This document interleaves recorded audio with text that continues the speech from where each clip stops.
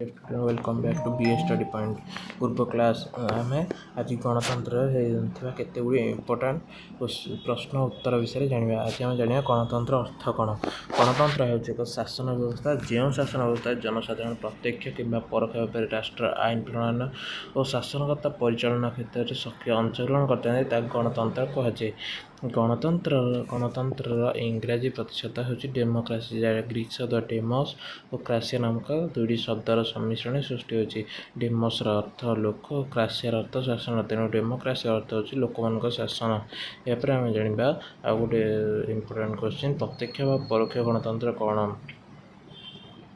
प्रत्यक्ष भाव विशुद्ध गणतंत्र अर्थ लिख जो गणतांत्रिक शासन व्यवस्था जनसाधारण सीधा सड़क व प्रत्यक्ष भाव में राष्ट्र आईन प्रणयन और शासनगत परिचालन क्षेत्र में सक्रिय अंशग्रहण करते प्रत्यक्ष गणतंत्र कहुए।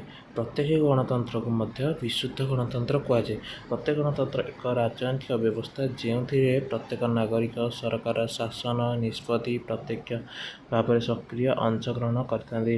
यापर आम जाना प्रथम प्राचीन ग्रीस नगराज्य मान प्रचलित था।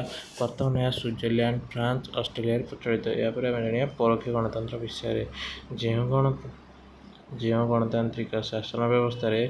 गणतांत्रिक शासन व्यवस्था जनसाधारण सीधा सड़क शासन व्यवस्था सामिल न हो निर्वाचित प्रतिनिधि मान द्वारा शासन व्यवस्था अंशग्रहण करते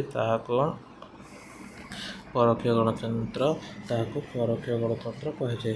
यह जनप्रतिनिधि मान द्वारा कार्यकारी हेतु यार अन्य नाम हो प्रतिनिधि गणतंत्र। परोक्ष गणतंत्र बृहत राष्ट्र उपयुक्त। यापर आम जाना गणमत प्रत्येक गणतंत्र सठिक कार्यकर्ता गणमत एक उपादान व्यवस्थापिका द्वारा प्रणीत आईन को मतदाता मान विचार निमंते प्रेरण कर मतामत लोड़िया को गणमत कहुए। स्विट्जरलैंड में दुई प्रकार गणमत प्रचलित होता बाध्यतामूलक गणमत इच्छाधीन गणमत। यापर आम जाना गण उद्योग। गण उद्योग है जितेबाला निर्दिष्ट संख्यक मतदाता कौन विषय आईन प्रणयन निज आड़ू करने निज आड़ प्रस्ताव दिखते गण उद्योग कहुए। यही प्रस्ताव विधेयक व्यवस्था के द्वारा निर्दिष्ट संख्यागरिष्ठ मत अनुमोदित हेले आईन परिणत हुए। गण उद्योग दुई प्रकार यथा व्यवस्थित गण उद्योग अव्यवस्थित गण उद्योग। यापर आम जाना मुक्ताकाश सभा व लैंड सीजमेंट कौन। मुक्ताकाश सभा यह माध्यम जनप्रतिनिधि मान द्वारा राष्ट्र नीति नियम प्रणयन न हो नागरिक मान द्वारा सीधा सड़क भाव आईन प्रणयन होता है। मुक्ताकाश सभा माध्यम खोला आकाश तले कौन पड़िया कि छक स्थान उभय व्यवस्थापित जनसाधारण मिलित हो नीति नियम प्रणयन करते। एग्जाम्पल स्विट्जरलैंड एक मुक्ताकाश सभा वार्षिक एप्रिल मे मस गोटे रविवार सका सहर छक स्थान अथवा खोला पड़िया अनुष्ठित हुए। यापर आम जाना प्रत्याहार व रिकल कौन। प्रत्याहार प्रत्यक्ष गणतंत्र सठिक कार्यकारिता निमंते प्रत्येक गणतंत्र सठिक कार्यकारिता प्रत्याहार एक उपादान जदि निर्वाचित प्रतिनिधि मान कार्यकाल समाप्त होगा पूर्व जनसाधारण मतदान द्वारा से प्रत्याहार कर नूतन प्रतिनिधि मान नियुक्ति करेंगे। एग्जाम्पल अमेरिका केतेक राज्य प्रचलित। यापर मुक्त गणमाध्यम। मुक्त गणमाध्यम कहले संवादपत्र रेडियो टेलीविजन पत्र पत्रिका और पुस्तक आदि मिलित भाव गणमाध्यम कहुए। कारण एगुड़िक खूब कम समय मध्य व्यापक अंचल लोक निकट में संवाद सूचना तथ्य मतामत पहुँचाई पारती। जनसाधारण एवं सरकार दोष दुर्बलता को लोकलोचन को आनी समाधान रास्ता प्रस्तुत करती। जदि यह सरकार कि कौन मुष्टिमेय चापर वर्षवर्ती हो दोष दुर्बलता घंट घोड़ाती तेज गणतंत्र व्यवस्था प्रति यह विपद सृष्टि करे। तेणु गणमाध्यम स्वाधीन निरपेक्ष प्रगतिशील हेले गणतंत्र सफल हो। यापर आम जाना जनप्रिय सार्वभौमत्व। ଜନପ୍ରିୟ ସାର୍ବଭୌମତ୍ୱ ହେଉଛି ଗଣତନ୍ତ୍ରର ଏକ ବୈଶିଷ୍ଟ୍ୟ। ଗଣତନ୍ତ୍ର ଏକ ବୈଶିଷ୍ଟ୍ୟ ଓ ଗଣତନ୍ତ୍ର ବ୍ୟବସ୍ଥାରେ ଜନସାଧାରଣ ହେଉଛନ୍ତି ସର୍ବୋଚ୍ଚ କ୍ଷମତାର ଅଧିକାରୀ। ସର୍ବୋଚ୍ଚ କ୍ଷମତାର ଅଧିକାରୀ ସେମାନଙ୍କ ହାତରେ ଅଖଣ୍ଡ କ୍ଷମତା ଥାଏ। ସେମାନେ ପ୍ରକୃତ ଶାସନ କ୍ଷମତାର ଅଧିକାରୀ। ଏଠାରେ ଲୋକମାନଙ୍କ ମତ ଈଶ୍ୱରଙ୍କ ମତ ସହ ସମାନ, କାରଣ ଏହି ଶାସନ ଲୋକମାନଙ୍କ ଦ୍ୱାରା ଲୋକମାନଙ୍କ ପାଇଁ ଉଦ୍ଦିଷ୍ଟ ଅଟେ। ଏହାପରେ ଆମେ ଆଉ ଗୋଟେ ଇମ୍ପୋର୍ଟାଣ୍ଟ କ୍ୱେଶ୍ଚିନ୍ ଜାଣିବା ଲିଙ୍ଗଗତ ବୈଷମ୍ୟ। ଲିଙ୍ଗଗତ ବୈଷମ୍ୟ ଏହା ଗଣତନ୍ତ୍ର ବ୍ୟବସ୍ଥା ପ୍ରତି ପ୍ରତିବନ୍ଧକ ସୃଷ୍ଟି କରିଥାଏ। ଭାରତୀୟ ସମାଜ ଓ ଗଣତାନ୍ତ୍ରିକ ବ୍ୟବସ୍ଥାରେ ପୁରୁଷ ନାରୀ ମଧ୍ୟରେ ପରିଲକ୍ଷିତ ହେଉଥିବା ନିର୍ଦ୍ଧାରିତ ତାରତମ୍ୟ ହେଉଛି ଲିଙ୍ଗଗତ ବୈଷମ୍ୟ।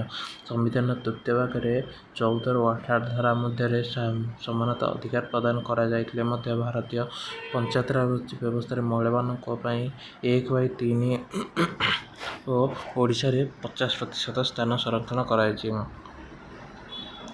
ସାର୍ବଜନୀନ ଶିକ୍ଷା। ସାର୍ବଜନୀନ ଗଣତନ୍ତ୍ରର ସଫଳ କାର୍ଯ୍ୟକାରିତା ନିମନ୍ତେ ସାର୍ବଜନୀନ ଶିକ୍ଷା ଏକାନ୍ତ ଆବଶ୍ୟକ। ସାର୍ବଜନୀନ ଶିକ୍ଷା ଦ୍ୱାରା ଜନସାଧାରଣ ନିଜର ଅଧିକାର, କର୍ତ୍ତବ୍ୟ ଓ ରାଜନୈତିକ ବ୍ୟବସ୍ଥା ପ୍ରତି ସଚେତନ ହୋଇଥାନ୍ତି। ତେଣୁ ଏହି ସାର୍ବଜନୀନ ଶିକ୍ଷାର ସଫଳ ରୂପାୟନ ନିମନ୍ତେ ଭାରତର ସମ୍ବିଧାନ ଧାରା 21 କ, 51 କ ଏବଂ 45 ଧାରାରେ କେତେକ ବ୍ୟବସ୍ଥା ଗ୍ରହଣ କରାଯାଇଛି। ଆଉ ଗୋଟେ ଇମ୍ପୋର୍ଟାଣ୍ଟ କ୍ୱେଶ୍ଚିନ୍ ଜାଣିବା ସ୍ୱାଧୀନ ନିରପେକ୍ଷ ନ୍ୟାୟପାଳିକା। ସ୍ୱାଧୀନ ନିରପେକ୍ଷ ନ୍ୟାୟପାଳିକା କ'ଣ? ଗଣତନ୍ତ୍ରର ସଫଳ କାର୍ଯ୍ୟକାରିତା ପାଇଁ ସ୍ୱାଧୀନ ନିରପେକ୍ଷ ନ୍ୟାୟପାଳିକା ନିତାନ୍ତ ଆବଶ୍ୟକ। ଯେତେବେଳେ ନ୍ୟାୟପାଳିକା କୌଣସି ସରକାର, ଅନୁଷ୍ଠାନ ଏବଂ ବ୍ୟକ୍ତିର ହସ୍ତକ୍ଷେପରେ ପ୍ରଭାବିତ ନ ହୋଇ ମୁକ୍ତ ଭାବେ ନ୍ୟାୟ ପ୍ରଦାନ କରିଥାଏ, ତାହାକୁ ସ୍ୱାଧୀନ ନ୍ୟାୟପାଳିକା କୁହାଯାଏ। ଯେତେବେଳେ ନ୍ୟାୟପାଳିକା ଜାତି, ଧର୍ମ, ବର୍ଣ୍ଣ ନିର୍ବିଶେଷରେ କୌଣସି ପକ୍ଷପାତ ନ କରି ସମସ୍ତଙ୍କୁ ସମାନ ଭାବେ ନ୍ୟାୟ ପ୍ରଦାନ କରେ, ତାହାକୁ ନିରପେକ୍ଷ ନ୍ୟାୟପାଳିକା କୁହାଯାଏ। ଏହାପରେ ଆମେ ଜାଣିବା ଖୋଲା ଆଲୋଚନା। ଖୋଲା ଆଲୋଚନା ଗଣତନ୍ତ୍ରର ଏକ ଲକ୍ଷଣ। ଗଣତନ୍ତ୍ରର ସମସ୍ତ ନିଷ୍ପତ୍ତି ଖୋଲା ଆଲୋଚନା ମାଧ୍ୟମରେ ଗ୍ରହଣ କରାଯାଇଥାଏ। ଏହି ଆଲୋଚନା ବିଧାନମଣ୍ଡଳ, ସରକାରୀ ଦଳ ଏବଂ ବିରୋଧୀ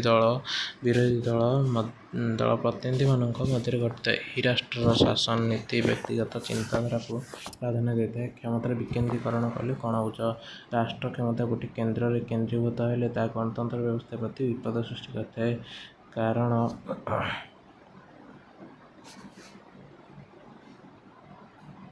କ୍ଷମତାର ବିକେନ୍ଦ୍ରୀକରଣ କଲେ କ'ଣ ବୁଝ? ରାଷ୍ଟ୍ର କ୍ଷମତା ଗୋଟିଏ କେନ୍ଦ୍ରରେ କେନ୍ଦ୍ରୀଭୂତ ହେଲେ ତାହା ଗଣତନ୍ତ୍ର ବ୍ୟବସ୍ଥା ପ୍ରତି ବିପଦ ସୃଷ୍ଟି କରିଥାଏ। କାରଣ କେନ୍ଦ୍ରୀଭୂତ କ୍ଷମତା ଭ୍ରଷ୍ଟାଚାର ଓ ସ୍ୱୈଚ୍ଛାଚାର ପାଇଁ ପଥ ସୃଷ୍ଟି କରିଥାଏ। ତେଣୁ କେନ୍ଦ୍ରୀୟ କ୍ଷମତାର ବିଭାଜନ ଘଟାଇ ବିଭିନ୍ନ ସ୍ତରରେ ଏହା ବିତରଣ ହେବା ଆବଶ୍ୟକ। ଜାଗ୍ରତ ଜନମତ। ସକ୍ରିୟ ଜନମତକୁ ଗଣତନ୍ତ୍ରର ସଫଳତା ନିକଟରେ କରିଥାଏ। ଜନମତ ସରକାରଙ୍କ ଶାସନ ନୀତିକୁ ପ୍ରଭାବିତ କରି ଦୁର୍ନୀତିଗ୍ରସ୍ତ ଶାସନକୁ ରୋକିବାରେ ସକ୍ଷମ ହୁଏ। ଯେଉଁ ଗଣତାନ୍ତ୍ରିକ ରାଷ୍ଟ୍ରର ଜନମତ ଯେତେ ଜାଗ୍ରତ, ସେଠାରେ ଗଣତନ୍ତ୍ର ସେତେ ମାତ୍ରାରେ ସଫଳ ଅଟେ। ଏହାପରେ ଆମେ ଜାଣିବା ମୁକ୍ତ ପ୍ରତିଯୋଗିତା।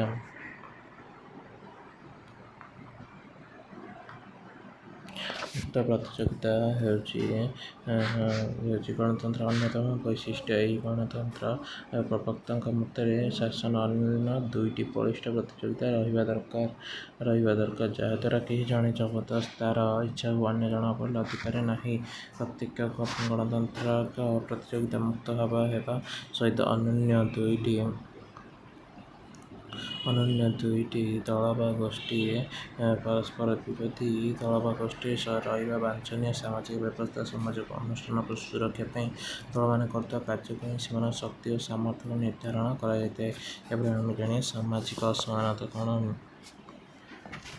ସାମାଜିକ ଅସମାନତା ଗଣତନ୍ତ୍ର ବ୍ୟବସ୍ଥାର ଏକ ପ୍ରମୁଖ ପ୍ରତିବନ୍ଧକ। ଭାରତୀୟ ସାମାଜିକ ବ୍ୟବସ୍ଥା ଜାତି, ଧର୍ମ, ବର୍ଣ୍ଣ, ଲିଙ୍ଗ ଆଦିକୁ ଆଧାର କରି ସୃଷ୍ଟି ହୋଇଥିବା ବୈଷମ୍ୟକୁ କେତେକ ତାରତମ୍ୟ ସାମାଜିକ ଅସମାନତା କୁହାଯାଏ। ଏହି ସାମାଜିକ ଅସମାନତାକୁ ଦୂରୀଭୂତ କରିବା ପାଇଁ ବା ସମାନତା ପ୍ରତିଷ୍ଠା କରିବା ପାଇଁ ଭାରତ ସମ୍ବିଧାନ ଧାରା 14, 15, 16ରେ 17ରେ କେତେକ ଆଇନ ପ୍ରଣୟନ କରାଯାଇଥିଲା। ମଧ୍ୟ ଧାରା 330, 332, 332 ଘ ପୁନଃ କେତେକ ବୈଷମ୍ୟ ସୃଷ୍ଟି କରାଯାଇଥାଏ। ଏହାପରେ ଆମେ ଜାଣିବା ପ୍ରତ୍ୟେକ ଗଣତନ୍ତ୍ରରେ ଥିବା 3 ମାର୍କର ଇମ୍ପୋର୍ଟାଣ୍ଟ କ୍ୱେଶ୍ଚିନ୍ ବିଷୟରେ। ଗଣତନ୍ତ୍ର ବିଷୟରେ ଯାହା ହେଇପାରିବ 3 ମାର୍କିଆ। ପ୍ରତ୍ୟକ୍ଷ ଗଣତନ୍ତ୍ର ଓ ପରୋକ୍ଷ ଗଣତନ୍ତ୍ର ମଧ୍ୟରେ ପାର୍ଥକ୍ୟ। ପ୍ରତ୍ୟକ୍ଷ ଗଣତନ୍ତ୍ର ଜନସାଧାରଣ ସିଧାସଳଖ ଭାବେ ଶାସନ କ୍ଷେତ୍ରରେ ଅଂଶଗ୍ରହଣ କରନ୍ତି, ଆଇନ ପ୍ରଣୟନ କରିବା ଓ ଶାସନ ପ୍ରକ୍ରିୟାରେ ସାମିଲ ହୋଇଥାନ୍ତି। ପ୍ରତ୍ୟକ୍ଷ ଗଣତନ୍ତ୍ର ଗଣଭୋଟ, ଗଣଅଭିଯୋଗ ପ୍ରତ୍ୟାହାର ହେଉଛି ମୁଖ୍ୟ ଅସ୍ତ୍ର। ପ୍ରତ୍ୟକ୍ଷ ଗଣତନ୍ତ୍ରରେ ବିଧାନମଣ୍ଡଳ ଦ୍ୱାରା ଗୃହୀତ କଲ୍ ଆଇନ ପରିଣତ ହେବା ପୂର୍ବରୁ ଜନମତ ପାଇଁ ପଠାଯାଏ। ଏହାପରେ ଆମେ ଜାଣିବା ପରୋକ୍ଷ ଗଣତନ୍ତ୍ର ବିଷୟରେ। ପରୋକ୍ଷ ଗଣତନ୍ତ୍ର ଜନସାଧାରଣମାନଙ୍କ ସିଧାସଳଖ ଭାବେ ଶାସନ ବ୍ୟବସ୍ଥା ସହିତ ସାମିଲ ନ ହୋଇ ସେମାନଙ୍କ ପ୍ରତିନିଧିମାନଙ୍କ ଦ୍ୱାରା ସାମିଲ ହୋଇଥାନ୍ତି। ପରୋକ୍ଷ ଗଣତନ୍ତ୍ର ନିର୍ବାଚନ ମୁଖ୍ୟ ଅସ୍ତ୍ର। ପରୋକ୍ଷ ଗଣତନ୍ତ୍ରରେ ବିଧାନମଣ୍ଡଳ ଦ୍ୱାରା ପ୍ରଣୀତ ଆଇନ ଗଣଭୋଟ ବିନା କାର୍ଯ୍ୟକାରୀ ହୋଇଥାଏ। ଏହାପରେ ଆମେ ଜାଣିବା ଗଣମତ ବା ଗଣ ଉଦ୍ୟୋଗ ମଧ୍ୟରେ ପାର୍ଥକ୍ୟ। ଗଣମତ ବ୍ୟବସ୍ଥାପିକା ଦ୍ୱାରା ପ୍ରଣୀତ ଆଇନକୁ ମତଦାତାମାନଙ୍କ ବିଚାର ନିମନ୍ତେ ପ୍ରେରଣ କରି ତାଙ୍କର ମତାମତ ଲୋଡ଼ିବାକୁ ଗଣମତ କୁହାଯାଏ। ସୁଇଜରଲ୍ୟାଣ୍ଡରେ 2 ପ୍ରକାର ଗଣମତ ପ୍ରଚଳିତ, ଯଥା ବ୍ୟବସ୍ଥିତ ଓ ଅବ୍ୟବସ୍ଥିତ। ବାଧ୍ୟତାମୂଳକ ଓ ଇଚ୍ଛାଧୀନ। ଗଣମତ ବ୍ୟବସ୍ଥାରେ ବ୍ୟବସ୍ଥାପିକା ଦ୍ୱାରା ପ୍ରଣୀତ ଆଇନଟି କାର୍ଯ୍ୟକାରୀ କରିବା ପୂର୍ବରୁ ଜନସାଧାରଣଙ୍କ ମତାମତ ଲୋଡ଼ାଯାଇଥାଏ। ଯଦି ଜନସାଧାରଣ ସଂଖ୍ୟାଗରିଷ୍ଠ ମତ ସମର୍ଥନ କରନ୍ତି, ତାହାକୁ କାର୍ଯ୍ୟକାରୀ କରାଯାଏ। ଏହାପରେ ଆମେ ଜାଣିବା ଗଣ ଉଦ୍ୟୋଗ ବିଷୟରେ। ଯେତେବେଳେ ନିର୍ଦ୍ଦିଷ୍ଟ ସଂଖ୍ୟକ ମତଦାତା କୌଣସି ବିଷୟରେ ଆଇନ ପ୍ରଣୟନ ପାଇଁ ନିଜ ଆଡୁ ପ୍ରସ୍ତାବ ଦିଅନ୍ତି, ତାହାକୁ ଗଣ ଉଦ୍ୟୋଗ କୁହାଯାଏ। ଗଣ ଉଦ୍ୟୋଗ 2 ପ୍ରକାରର, ଯଥା ବ୍ୟବସ୍ଥିତ ଗଣ ଉଦ୍ୟୋଗ ଓ ଅବ୍ୟବସ୍ଥିତ ଗଣ ଉଦ୍ୟୋଗ। ଗଣ ଉଦ୍ୟୋଗ ବ୍ୟବସ୍ଥାରେ ଜନସାଧାରଣଙ୍କ ଦ୍ୱାରା ହୋଇଥିବା ବିଧେୟକଟି କାର୍ଯ୍ୟକାରୀ ହେବା ପୂର୍ବରୁ ବ୍ୟବସ୍ଥାପିକା ନିକଟରେ ପଠାଯାଏ।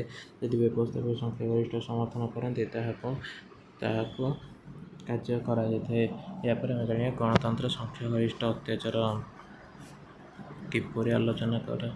ଗଣତନ୍ତ୍ର ସଂଖ୍ୟାଗରିଷ୍ଠ ଅତ୍ୟାଚାର କିପରି ଆଲୋଚନା କର। ଏହା ଗଣତନ୍ତ୍ରର ଏକ ଦୁର୍ଗୁଣ। ଗଣତନ୍ତ୍ର ରାଷ୍ଟ୍ରରେ ସଂଖ୍ୟାଗରିଷ୍ଠ ମତକୁ ପ୍ରାଧାନ୍ୟ ମିଳିଥାଏ, ଅର୍ଥାତ୍ ସରକାର ଗଠନ ବେଳେ ଆଇନ ପ୍ରଣୟନ କ୍ଷେତ୍ରରେ ଶାସନଗତ ନିଷ୍ପତ୍ତି କ୍ଷେତ୍ରରେ ଯାହା ସଂଖ୍ୟାଗରିଷ୍ଠ ମତରେ ଗ୍ରହଣ କରାଯାଏ, ତାହା କାର୍ଯ୍ୟକାରୀ କରାଯାଏ। ତେଣୁ ଏଠାରେ ମୁଣ୍ଡ ଗଣତିକୁ ହିସାବ କରାଯାଏ, କିନ୍ତୁ ମୁଣ୍ଡର ମସଲାକୁ ବିଚାର କରାଯାଏ। କାହା ପାଖରେ କେତେ ବୁଦ୍ଧି ଅଛି, ଏଇଟାକୁ ଜାଣିବାକୁ କେହି ଚାହାନ୍ତିନି, କିନ୍ତୁ ସେମାନେ କେମିତି ଭୋଟ ବ୍ୟାଙ୍କ ସୃଷ୍ଟି କରିବେ, ତାଙ୍କର ଏଇଟା ଲକ୍ଷ୍ୟ। ସମାଜର ପ୍ରଥମ ବର୍ଗ ଲୋକମାନଙ୍କ ସଂଖ୍ୟା। ପ୍ରଥମ ବର୍ଗ କହିଲେ ଆମେ ଶିକ୍ଷିତ ଲୋକମାନଙ୍କ କଥା ଜାଣିବା। ଯଥେଷ୍ଟ କମ୍ ହୋଇଥିବା ନିର୍ବାଚନ ସମୟରେ ରାଜନୈତିକ ଦଳମାନେ ଅଶିକ୍ଷିତ, ଅଜ୍ଞ, ଅକର୍ମଣ୍ୟ ଲୋକମାନଙ୍କୁ ପ୍ରଭାବିତ କରି ଭୋଟ ବ୍ୟାଙ୍କ ସୃଷ୍ଟି କରିଥାନ୍ତି, ଯାହା ଦ୍ୱାରା ଉତ୍ତମ ସରକାର ଗଠନ ହୋଇନଥାଏ।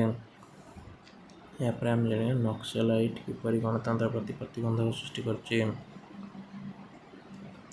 ନକ୍ସଲାଇଟ ଆନ୍ଦୋଳନ 1967 ମେ 25 ତାରିଖରେ ସୃଷ୍ଟି ହୋଇଥିଲା। ଏହା ପଶ୍ଚିମବଙ୍ଗର ଦାର୍ଜିଲିଂ ପାର୍ବତ୍ୟ ଅଞ୍ଚଳ ନକ୍ସଲବରୀ ଥାନା ଅଞ୍ଚଳରେ ଭାରତୀୟ କମ୍ୟୁନିଷ୍ଟ ନେତାଙ୍କ ନେତୃତ୍ୱରେ ଗଠିତ ହୋଇଥିବା କୃଷକ ଆନ୍ଦୋଳନ।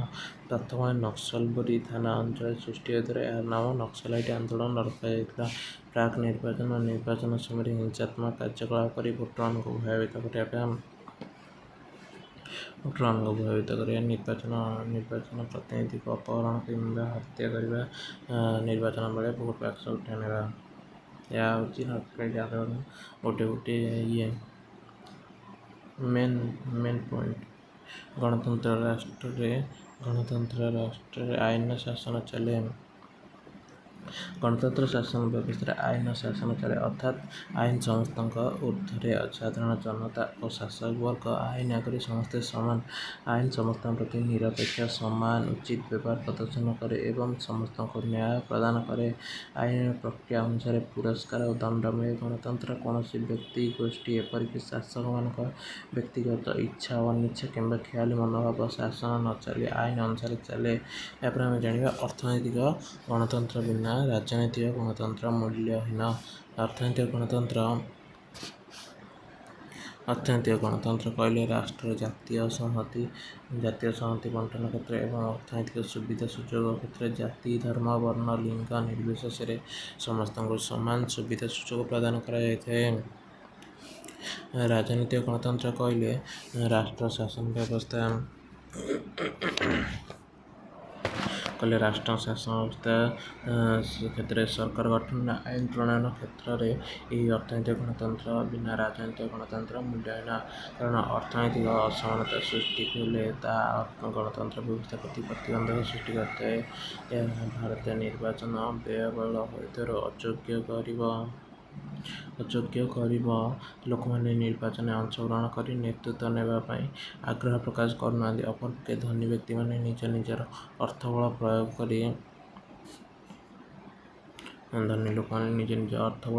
କରି ସ୍ଥାନୀୟ ସ୍ୱାୟତ୍ତ ଶାସନଠାରୁ ଆରମ୍ଭ କରି ରାଜ୍ୟ ବିଧାନମଣ୍ଡଳ ଓ ସଂସଦର ନିର୍ବାଚନ ହେଉଛନ୍ତି, ଯାହାଦ୍ୱାରା ସେମାନେ ମନମୁଖୀ ଶାସନ କରିଥାନ୍ତି। ଏହାପରେ ଆମେ ଜାଣିବା ଗଣତନ୍ତ୍ର ଓ ସୁଗୁଣ ଦୁର୍ଗୁଣ ଗୁଡ଼ିକ ଆଲୋଚନା କରିବା। ଏହାର ଖାଲି ପଏଣ୍ଟ ଗୋଟେ ମନେ ରଖିବାର ଅଛି। ଏହାର ବେଶୀ ଲେଖିବାର ନାହିଁ। ଗଣତନ୍ତ୍ର ଯେଉଁ ଶାସନ ବ୍ୟବସ୍ଥାରେ ଜନସାଧାରଣ ପ୍ରତ୍ୟକ୍ଷ ବା ପରୋକ୍ଷ ଭାବରେ ରାଷ୍ଟ୍ର ଆଇନ ପ୍ରଣୟନ ଶାସନ ପରିଚାଳନା କ୍ଷେତ୍ରରେ ସକ୍ରିୟ ଅଂଶଗ୍ରହଣ କରିଥାନ୍ତି, ତାହାକୁ ଗଣତନ୍ତ୍ର କୁହାଯାଏ।